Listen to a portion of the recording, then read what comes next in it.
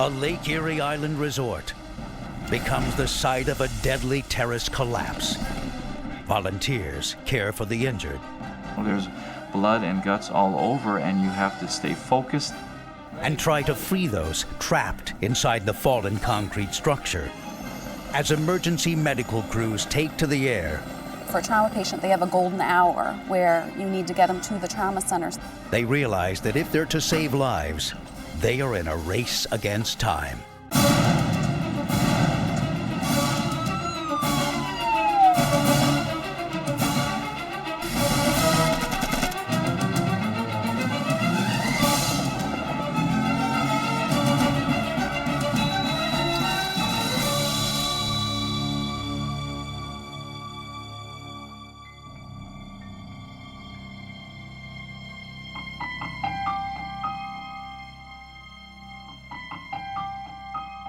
The village of Put-in Bay in Middle Bass Island lays 6 miles off Ohio's coast in Lake Erie. A 30-minute ride on the ferry. With only 40 year-round residents, remote Middle Bass Island becomes a hotspot each summer as thousands of visitors stream in. For most, their destination is the Lons Winery.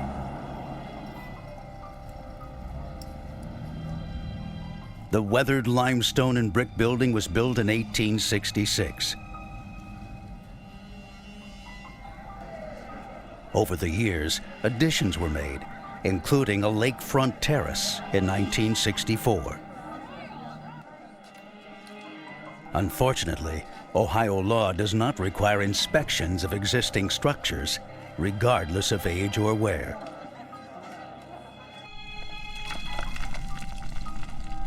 No one knew the dangerous condition of the terrace. A party on July 1st, 2000 was one of the last big events at the winery. The state of Ohio planned to purchase the property and turn it into a park.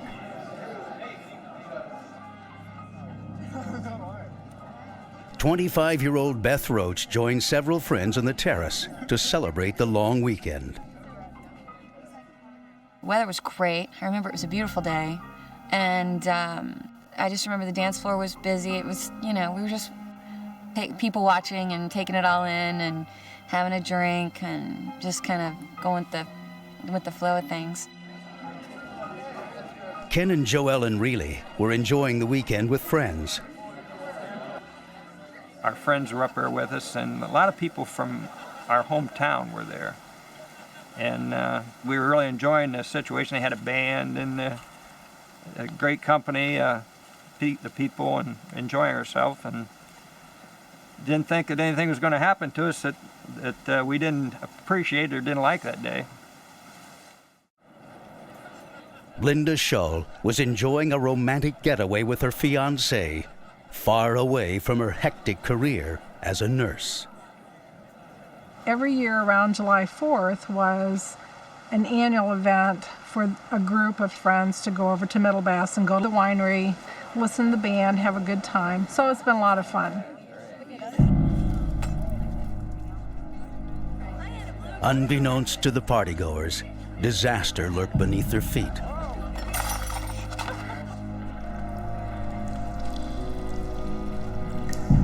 A crack in the concrete terrace that widened as the afternoon wore on. From their perspective, the winery terrace appeared to be the best spot on the island.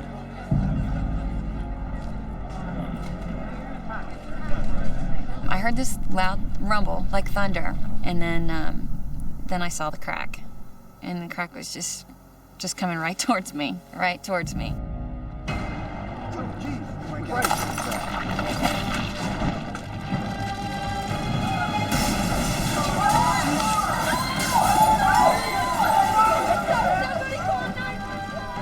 And it all happened so fast. I mean, it's like, your arms flow up over your head, everybody just kind of drops, and too fast to yell, too fast to jump, too fast to warn anybody, push anybody out of the way, jump out of the way. You just, one minute you're standing there talking, the next minute you're on the ground, you know, in the midst of a lot of rubble, chaos, people, you know.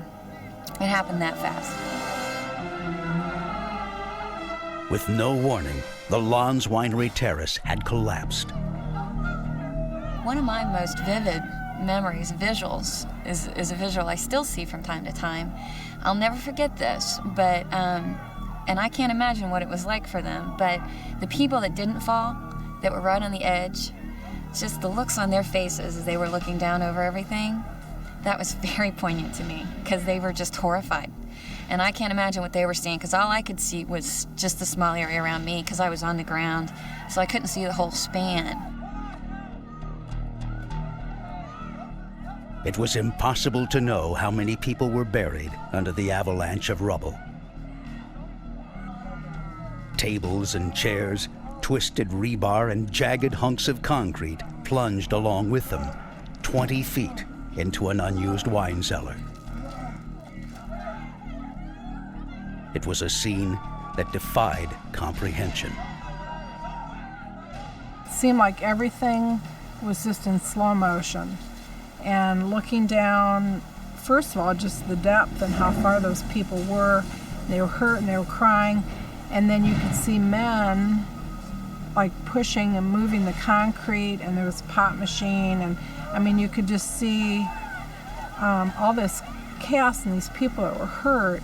It was just stunning, just stunning. Joellen and her husband Ken were both trapped beneath the rubble. When she regained consciousness, Joellen could barely breathe. There was a big stone across a big slab over my leg, and I remember when I came to, I looked up and all I seen was the sky up above. And then I went to yell help, and nothing came out of my lungs at all. And it scared me really bad, because I thought, how am I going to be found? And then I thought, I can't lay here and die. And so I tried to pull my leg out from underneath the concrete, and it wasn't going to come out real well. And then I looked down, and my friend was laying underneath the slab, and he didn't move or anything. And I thought, oh, I've got to get out of here. I'm going to die. Dozens of injured victims were trapped. Slabs of unstable concrete loomed above them. The nearest hospital was at least 30 minutes by boat across Lake Erie.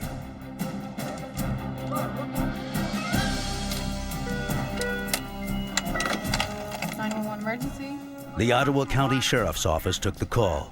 Okay, how many people are hurt? The dispatcher called the emergency medical service in the village of Put-in-Bay. Because of the July 4th holiday, they also staffed the paramedic station on Middle Bass Island.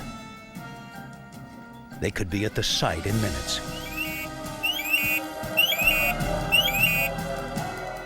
Put-in-Bay, we've had a terrace collapse at Lawns Winery, Middle Bass Island. I'm going to tone out your squad and your fire department. Get them headed over that way. If there were many people injured in the collapse, Chief Mark Wilhelm of the Put-in-Bay Volunteer Fire Department knew his staff would need help. We didn't have enough people. We're basically on our own until we get outside help. The rescue squad was only prepared for small holiday emergencies, but nothing of this magnitude.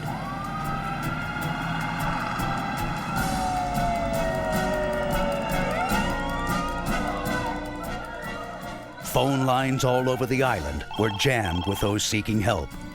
911 emergency. Many of the callers were hysterical. Reports were garbled and unclear. Anybody hurt? Still, the dispatcher knew she needed to get more help fast. She sent a helicopter paramedic team to the island. Like we've had a terrace collapse at Middle Bass Island, Lawns Winery. We're going to need transport of EMS personnel. Within minutes, the chopper was on its way.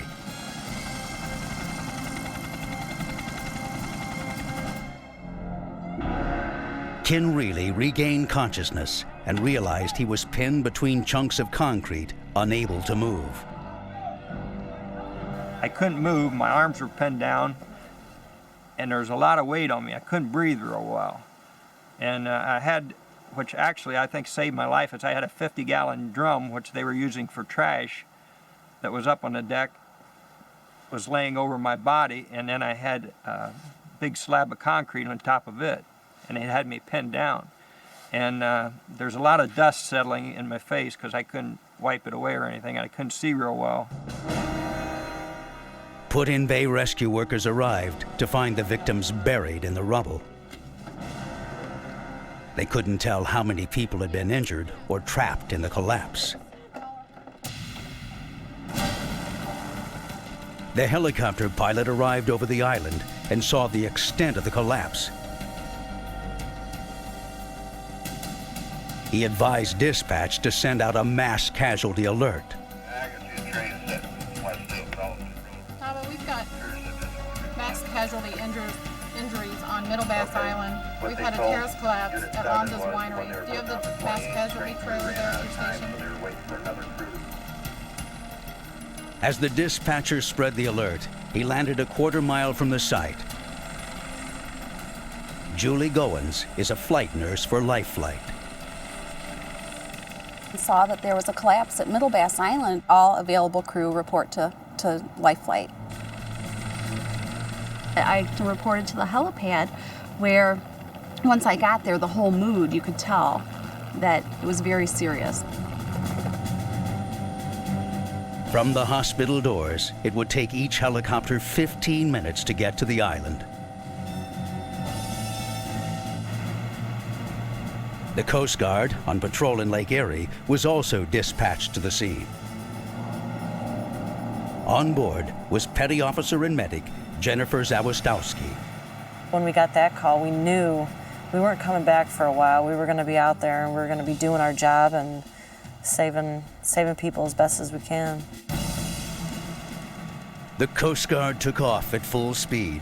Even so, the 12-mile trip would take 20 minutes. They would arrive 6 minutes behind the helicopters. While rescue units launched from hospitals all over the area, rescue personnel from Put-in-Bay evacuated the injured. Victims were moved from the disaster site to a makeshift triage area.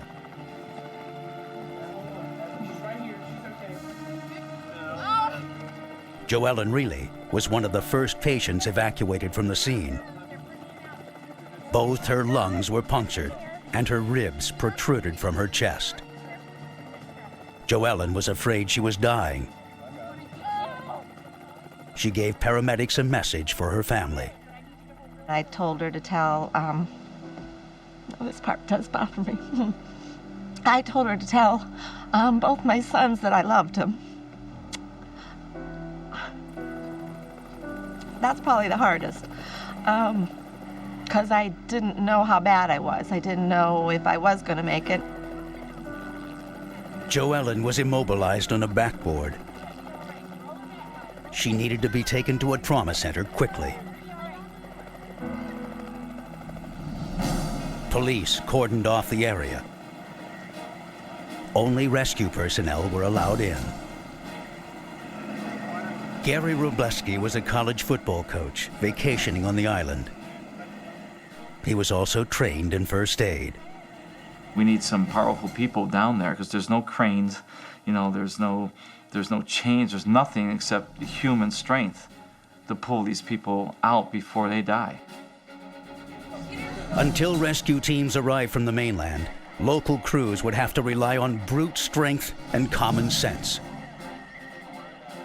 Many of the injured had broken bones, severe cuts and lacerations. They had to be moved carefully.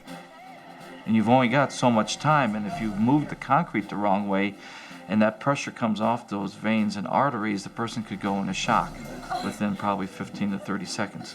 They are panicking, they're crying.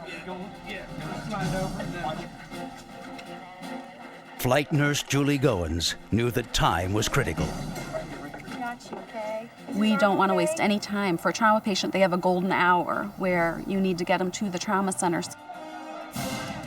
For the victims, this brief but precious span of time could determine who would live and who would die.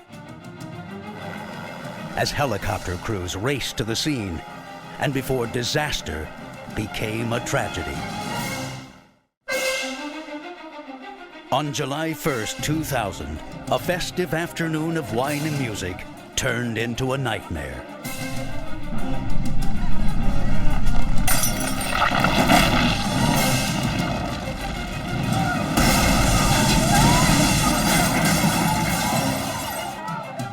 At the popular Lawns Winery on an island in Lake Erie, a crowded terrace had collapsed.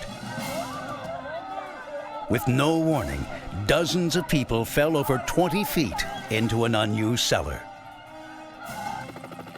A fleet of rescue helicopters was dispatched to the winery within minutes of the first distress call. Contact Cleveland air traffic controllers for me and get some airspace. The sheriff's department knew that the number of emergency flights could jeopardize routine air traffic. Report of a terrace collapse.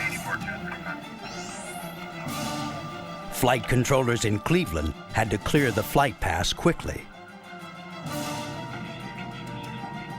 Dozens of commercial airliners were rerouted, and the life flight helicopters raced north across the Great Lake. Can you give me a number? Still, it was clear that a disaster of this magnitude could not be handled by the flights alone. Hi, this is Sheriff's Office.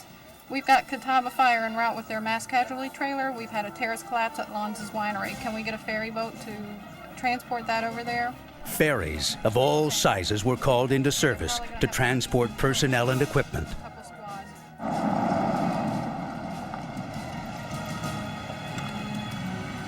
Chief Mark Wilhelm of the Put-in-Bay Volunteer Fire Department hurried to the dock and caught one of the first ferries to the island.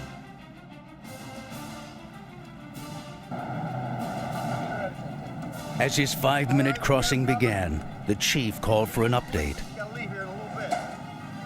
It was worse than anyone had thought. Nearly 100 people had been injured, but the extent of their injuries was unknown. Many were still buried under tons of rubble.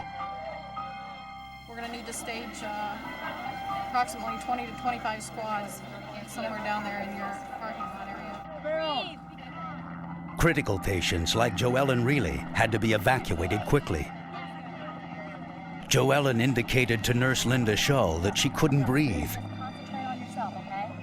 Her ribs were broken, and both her lungs had been punctured. This paramedic said, I need you to put your hands on her chest because she has flail chest, and he was trying to tape her down to a board to help immobilize her chest. So I had my hands on her, and she was yelling and yelling at me because it hurt. And I told her I was sorry, and I could feel her bones moving under my hands. It was very eerie. It was very hard. I told her, my name's Linda. I said, I'm going to be here with you. What's your name? My name's Joellen. And she said, have you seen my husband, Ken? In spite of her pain, all Joellen really cared about was her children and her husband, Ken. The couple had been separated in the collapse. I didn't know if I'd see Ken. I had no idea. I didn't know where he was. Joellen's chest had been crushed between huge concrete blocks. She was in excruciating pain. As paramedics struggled to stabilize her, she was desperate to know if her husband was safe or even alive. Linda Shull promised she would search for Ken and let him know Joellen was on her way to the hospital. As the next wave of helicopters arrived, patients were moved from the triage area. All of the critical and serious patients were taken up to the landing area, and they were getting there by ambulance, some were getting there by pickup truck, some were getting there by a wagon. Every second counted. Rescue crews moved critical patients to the landing zone any way they could.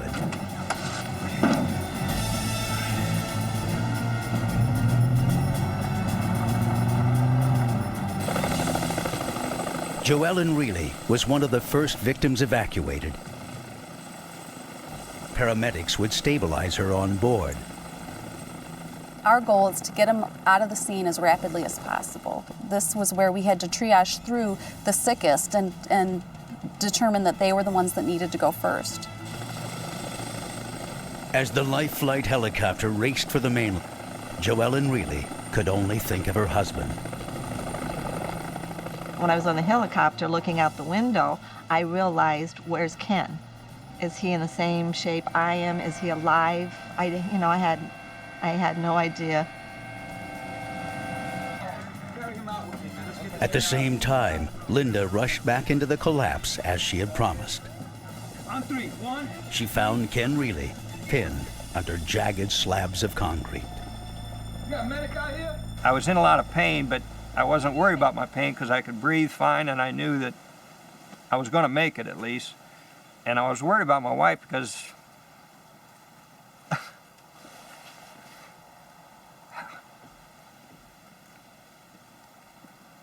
I didn't know where she was. And He learned his wife was on her way to the mainland. there's about 4 guys that lifted me over onto a board, a backboard, I guess it was, and they actually carried me out. And then they set us in the yard outside the winery, and they were checking us over then for injuries and if they could do anything at that particular time, they did. As the number of severely injured grew, there were not enough helicopters available. Ken was taken to the dock for transport by ferry boat. The Coast Guard arrived on the scene just in time, according to Petty Officer Jennifer Zawistowski. We got off the boat and it was just total chaos. I had a lady grab a hold of my shirt and said, "My husband can't breathe, he's having a hard time breathing." So it was kind of grab our bags and go and just start doing our thing. We really didn't, once we got onto the island, we really didn't have time to think about anything. We just had to react. The Coast Guard assessed the situation and helped set up the triage area, allowing other rescuers to remove victims trapped in the rubble. With so many lives hanging in the balance, removing victims was difficult and stressful, even for a trained professional like Gary Robleski. I mean, this concrete was a heavy duty weight, and you had to get like 5, 6, 7, 8 guys to pick up small pieces. When that pressure is relieved, the person could go right away into shock, because if their bones are crushed and their ribs are crushed into the lungs and you take that pressure off, bango, okay? It's automatic shock. The person just fades right out. Those are the ones you have to rush out of there quickly. Ferry boats had been dispatched to the island to drop off emergency equipment and transport patients back to the mainland. The first ferry boat approached the winery. As the captain turned his radio to emergency channel 16, he learned of the chaos awaiting him on the dock. Scores of walking wounded and the less severely injured waited to board the ship. Rescue vehicles moved out as less seriously injured victims were evacuated.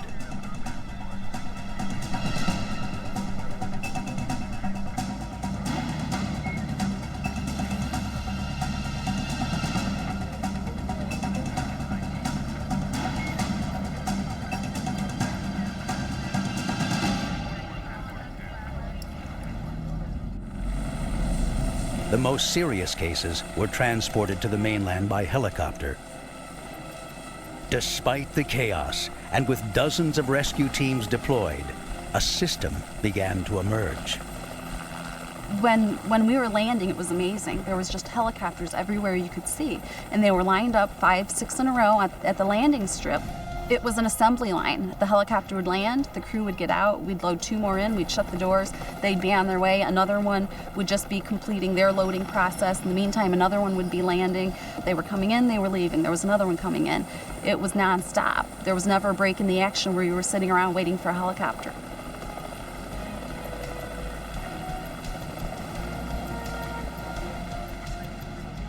In the triage area, rescue personnel questioned the victims.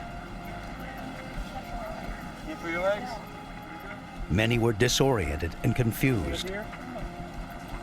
This made the job more difficult and cost valuable time. Some patients were unable to talk at all. The more seriously injured had to be strapped to backboards and immobilized before they could be moved.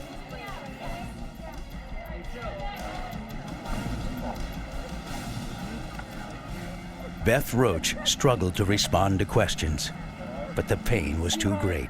Are you having a hard time breathing? I need you to open. It was pain that I'd never experienced before, and hopefully won't again. Pain that, shooting pain. Just you know, if I try to put any pressure on my leg or foot at all, just shooting pain.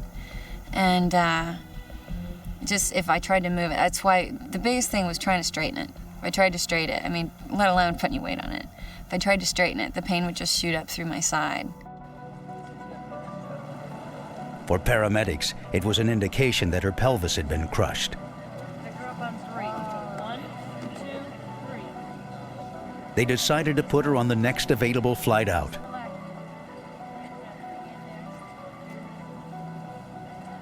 Beth was moved to a waiting pickup truck.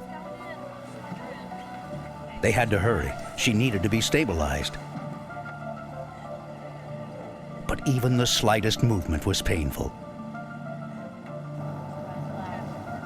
The ride to the airstrip was torture. Every time the pickup went over a bump, she felt excruciating pain travel the length of her body. I took a little truck ride to one helicopter. It was full. So then they took me to another helicopter and remarkably put me in the helicopter, and there was my friend. We were in the same helicopter. Rode in the same helicopter to the hospital, which was amazing to me because, you know, of all the people that were hurt, we ended up in the same helicopter.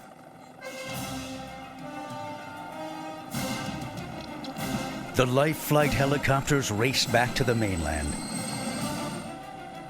They had to get the patients to trauma centers before it was too late.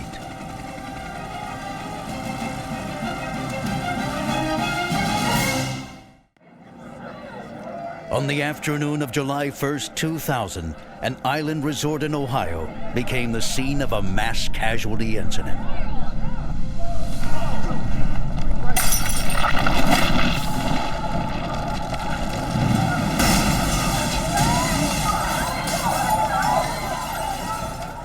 With no warning, the Lawns Winery terrace collapsed. Nearly 100 people were buried under an avalanche of concrete, tables, chairs, and twisted rebar.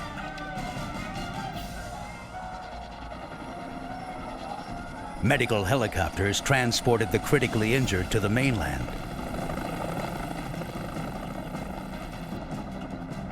They were in a race against time. 4 area hospitals had been designated to receive trauma patients. They each had training programs and drilled for MCIs, or mass casualty incidents. Now, as the patients streamed in, they implemented MCI emergency procedures. On a normal, stable patient, we wait till the blades shut down. We shut down both the engines. Takes about 2 to 3 minutes. Then we unload them with everything shut down. The day of the winery collapse, we unloaded everyone hot, which saves us a lot of time. When we arrive in the trauma room, you're met by probably 15 to 20 people for one patient.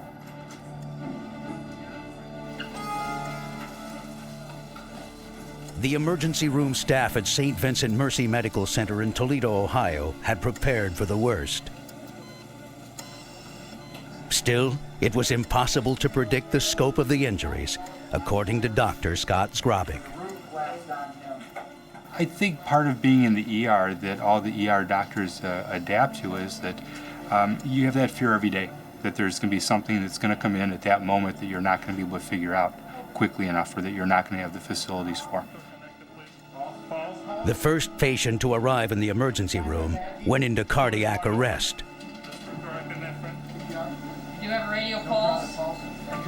Patient has heart tones. Breath Still sound? has breath sounds bilaterally. Continue with it. ATO everywhere clear. Abdomen. In less than 3 minutes, the trauma team revived him. Left face is unstable. Pelvis is stable. He has an obvious malocclusion. Chest. For 4 millimeters. Yeah, How much you want to cross for? How much you want to cross for? Chest wall is 4 units. stable. 4 units. There's no crepitus over his chest wall. Just as Someone draw the a small abrasion over his right left elbow. The patient was going to survive.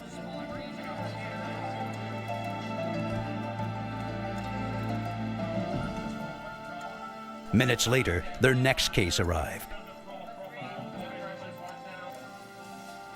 With every new patient that comes in the door, you're reprioritizing your entire ER. So if you had your priorities set up with your first 10 patients, as soon as that 11th hits the door, you have to reorganize everything again. The next patient to arrive at St. Vincent Mercy Medical Center was Joellen Reilly. Concrete blocks had crushed her chest. Her ribs had been broken, puncturing her lungs. The ER staff held out hope that Joellen Reilly would survive. They x-rayed the patient's body and inserted tubes into her chest, allowing trapped air to escape from her lungs. It was terrible. It was bad. I woke up and I was crying, and I had tubes everywhere all over me, but that was probably the worst. At the site, volunteers and rescue workers evacuated the injured. They were extracted from tons of concrete and twisted metal and moved to triage areas and local hospitals as quickly as possible. Among the thousands gathered at the winery that day were many off-duty medical professionals. Their quick response in the minutes after the collapse and their assistance in prepping the trauma patients for their flights saved countless victims' lives. Ferryboats, summoned by radio, took pressure off air crews by transporting less seriously injured patients. This is the Victory River, headed into the Manland dock. We've got injured person. Scores of other victims arrived on the mainland by boat.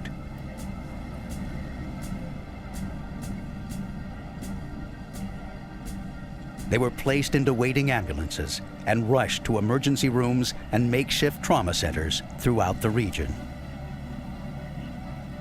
The fact that the victims had spent the day at a winery made diagnoses difficult.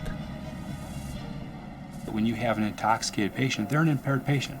You can't take things at face value, because with the alcohol, it numbs your senses and your own judgment. And so what happens is, instead of being one patient, one exam, it's one patient, 2 or 3 exams. So instead of just doing 50 exams, you're doing 150 exams throughout the ER, just to keep on circling around and make sure that you didn't miss something or a distracting injury. Magruder Hospital in Port Clinton, Ohio, is a 35-bed facility.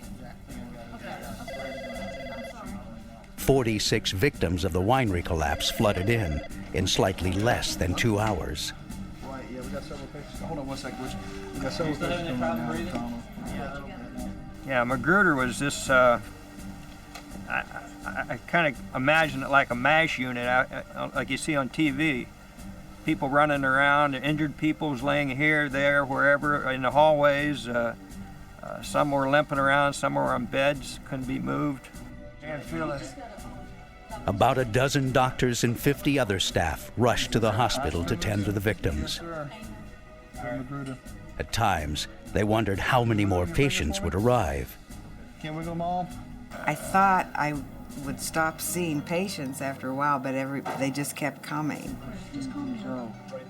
Ken Reilly was one of those sent to Magruder. X-rays revealed that one of his hands had nearly been torn off. Let me listen to you again. My wrist, as long as I didn't look at it, it was fine because it didn't look too good. It was turned back completely around, and they reset it at Magruder right away, and they put 5 pins in it. Beth Roach was on a medical helicopter back on the mainland. Her vital signs were monitored closely on the flight. She was in critical condition. At Metro Health in Cleveland, ER doctors determined that she had sustained broken vertebrae and a shattered pelvis. I heard them say they were going to send me into surgery, and that scared me because I was like, I've never been in surgery, and I really was wanting my parents there, before anything like that happened. The damage to Beth's pelvis was extensive. Surgery couldn't wait. For doctors treating the injured, time itself had become an enemy. Scores of the seriously injured awaited transport to area hospitals.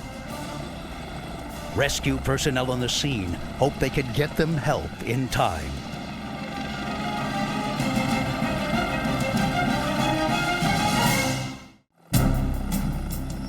The constant roar of medical helicopters over Lake Erie was an unmistakable sign that something had gone very wrong on tiny Middle Bass Island.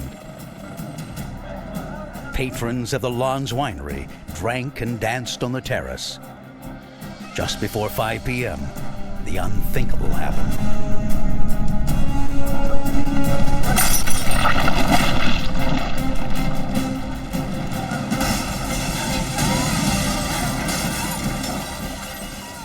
The terrace collapsed beneath their feet. 100 people plunged 20 feet into a wine cellar.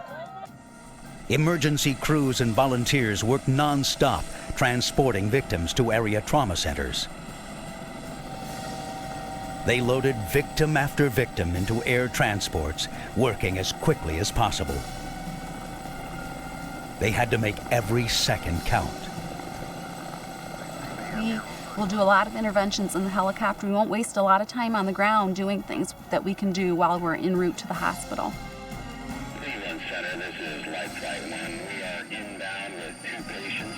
Stand by for blood typing and vital signs. On board the rescue helicopters, paramedics worked non-stop to stabilize the patients.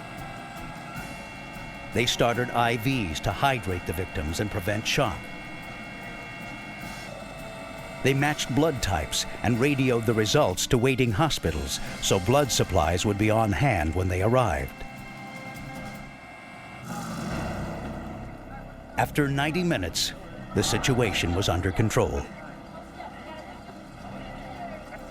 The most critically injured were placed on backboards and then quickly moved from the collapse site. Gary Robleski, a college football coach, assisted in the rescue. His first aid training and strength were valuable assets. But his compassion made this grim task more difficult. You've got to get the most severe out of there. And there's some people that, they're calling for you. You can get me out of here. I don't want to die. I said, you have to wait. We have to get the most severe out. You're talking. When a person's talking to you, okay, basically they're okay. Okay, you got to get the ones that are out, that you see the head injuries, that the pressure's on the concrete and stuff, that they're not making a sound. Those are the people that you see the limbs sticking out of the concrete pieces and the tables on top of them. You got to get those personnel out as fast as you can. And it's hard choice to not to help a person while they're trapped. The rescuers' goal was to get the most severely injured out first, Victims with less severe injuries would have to wait. So then we come back to you. I said, I'll be back. I'll be right back. I promise you. But they're sitting there and they're trying to reach for you, okay? And you can't be there to help them. And that's a very, very tough decision in anybody's life. It's critical. Backboards were only used for those unable to walk on their own. Once the concrete slabs were lifted, anyone that could move under their own power was expected to do so, even if they needed additional help. And that's when you have to really go with the flow. And you've got to separate your feelings and emotions and just get the job done. Some of the remaining victims, people buried under the rubble, were unconscious. They appeared to be seriously injured. Coast Guard paramedics, including Petty Officer Jennifer Zawistowski, continued to assess each of the patient's injuries. Once things started calming down, we regrouped and just kind of went through everybody else again and made sure everybody that needed to be off the island was off. How are those backboards doing? Supplies ran short. Emergency crews were forced to improvise everything from neck braces to bandages. We ran out of everything. We used every kit from every boat that we had. We went through all the bandages, everything we went through. We had absolutely no more medical supplies here. They even ran out of backboards. Rescue personnel pulled doors off the winery and taped patients to them for transport. About a dozen injured winery patrons were still being cared for in the triage area. But despite their efforts, the day was not a complete success. For flight nurse Julie Goins, it was bittersweet. Losing one patient out of nearly 100 is still just as difficult as if it were one patient out of 5. It was very tough to lose that one man. After seeing the wreckage, I couldn't believe that we didn't lose more than one patient. As afternoon fell on July 1st, 2000, the winery collapse had claimed its first victim.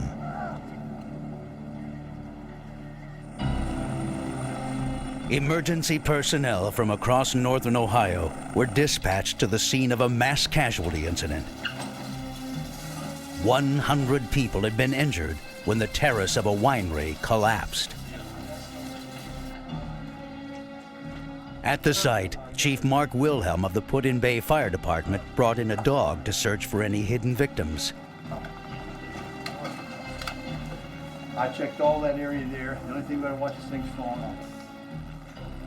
None were found. Miraculously, only one man died in the collapse. Rescue efforts on the island were wrapping up. When we were at the landing strip and we just had a few patients left, everybody kind of started to feel a big sense of relief. I think that's when it started to hit us, the magnitude of the incident. But at hospitals on the mainland, the work had just begun. Nearly 100 people had been injured in the collapse, some of them seriously. Many were in intensive care units and had undergone surgery. Using trucks, ferry boats, and helicopters, 25 rescue teams had moved over 80 injured people to 4 area hospitals, all in 90 minutes. It was a textbook example of a successful rescue operation in a mass casualty incident. In the midst of the chaos, volunteers like Gary Robleski stayed at the scene until the end. I stayed there till the last lady. I saw her and I was trying to comfort her just by talking to her and everything. We waited till the dust was coming and with the blades and everything. And when she flew away, that's when I just sat down on the grass and I said, I need a break. Yes. At St. Vincent's Hospital, Joellen Reilly was still in danger. She needed surgery to repair a dislocated hip. Her punctured lungs would have to heal slowly on their own. She was kept under constant monitoring.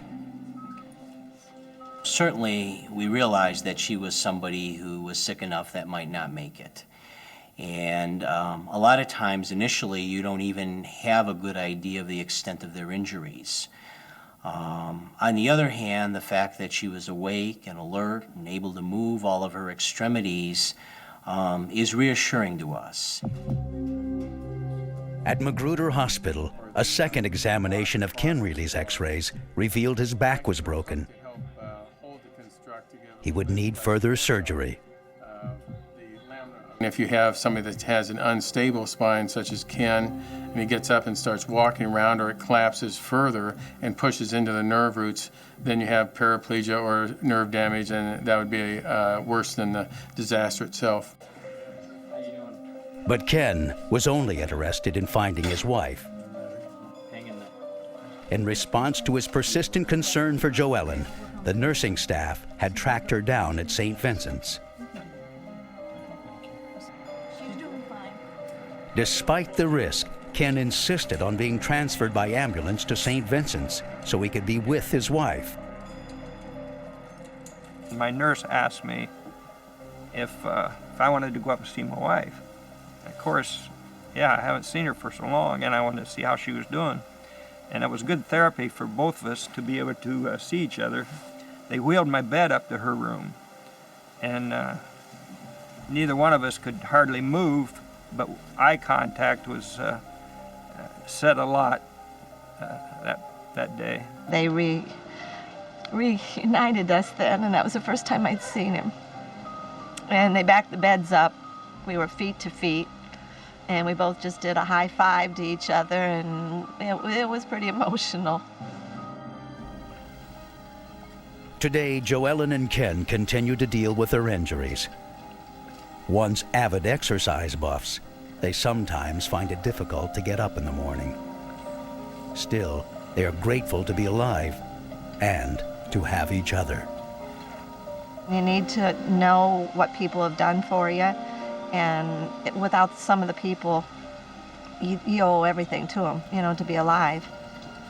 I'm very grateful to all of them, because if not, I probably wouldn't be here. There was so much help that came right after the accident. It was just almost like they were standing there waiting for it to happen. A lot of good help that came fast, which saved a lot of lives.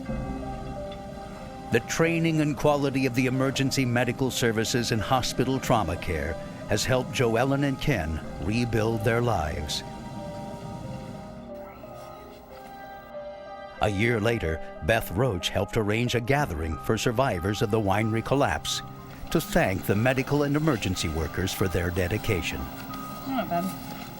I know it's their job, but you're still very grateful for the help that they gave you. I mean, I've said it a few times, and I want to get that across, that how much I really appreciated what they did and how they stepped up, how things went down over there. I really don't think they could have done a better job. The victims were not the only ones affected by the incident. The winery's former owner is still dealing with lawsuits that could mount into the millions of dollars. Engineers later determined that the deadly collapse of the concrete terrace at the winery was caused by a structural problem. The residents of the remote island are still trying to put the tragic events behind them.